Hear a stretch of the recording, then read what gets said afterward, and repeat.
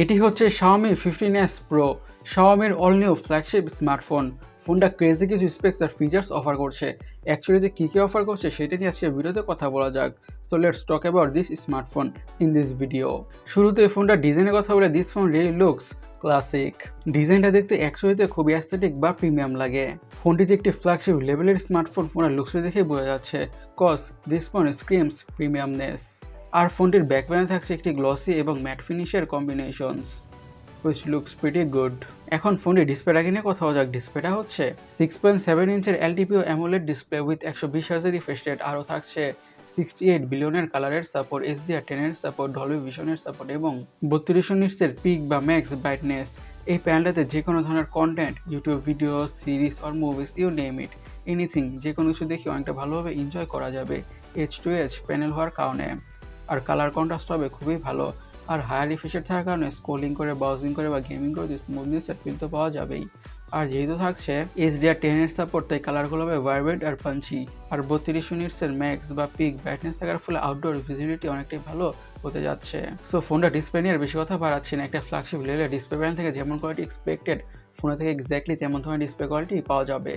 এখন ফোনটির হার্ড অথবা চিপসেট নিয়ে কথা বলা যাক। একটা ইউজ করা হয়েছে একেবারে নতুন একটি প্রসেসর, X-Ring O1। এটি একটি 3 ন্যানোমিটার বেসড অক্টোর প্রসেসর আর এটি ফ্ল্যাগশিপ লেভেলের প্রসেসর। গেমিং হবে মারাত্মক স্মুথ। হাই লেভেলের গেমসগুলোকে ম্যাক্স আউট সেটিংসে অনেকটা ভালোভাবেই খেলা যাবে বা রান করা যাবে কোনো ধরনের ইস্যুস ছাড়াই। এবং day to day regular task, social media using, switching between apps, multitasking, you name it, এমন যত ধরনের রেগুলার টাস্ক আছে বা কাজ আছে, ফোনটা ইজির সাথে বা ব্যাটারি স্মুথভাবে হ্যান্ডেল করে ফেলবে। সে ব্যাপারে বা সে বিষয়ে কোনো সন্দেহই থাকছে না। এই ফোনের পারফরমেন্সের দিক থেকে সিম্পলি হতে যাচ্ছে বিস্ট লেভেলের। ফোনের র্যাম এবং স্টোরেজ ভেরিয়েন্টের কথা হলে দুইটি ভেরিয়েন্টে পাওয়া যাবে, 16GB RAM, 512GB storage. 16GB RAM, 1TB storage. আর স্টোরেজ স্পিড হচ্ছে UFS 4.0। এখন ফোনের অপটিক্স বা ক্যামেরাকে নিয়ে কথা বলা যাক। ইউজ করা হয়েছে ট্রিপল ক্যামেরা। আর গুড পার্টিস, তিনটা ক্যামেরাই হচ্ছে 50 মেগাপিক্সেলের সেন্সর। ইউজ করা হচ্ছে 50 মেগাপিক্সেলের primary sensor with PDF and OIS। Secondary ক্যামেরাটা হচ্ছে 50 মেগাপিক্সেলের periscope telephoto lens with 5x optical zoom. এবং থার্ড ক্যামেরাটা হচ্ছে 50 মেগাপিক্সেলের আল্ট্রা ওয়াইড অ্যাঙ্গেল সেন্সর। আর ফোনটি ইউজ করা হয়েছে 32 মেগাপিক্সেলের সেলফি ক্যামেরা। ফোনটি থেকে ক্রেজি লেভেলের পিকচার্স আর ভিডিওস পাওয়া যাবে, কজ এটি একটি ফ্ল্যাগশিপ লেভেলের স্মার্টফোন।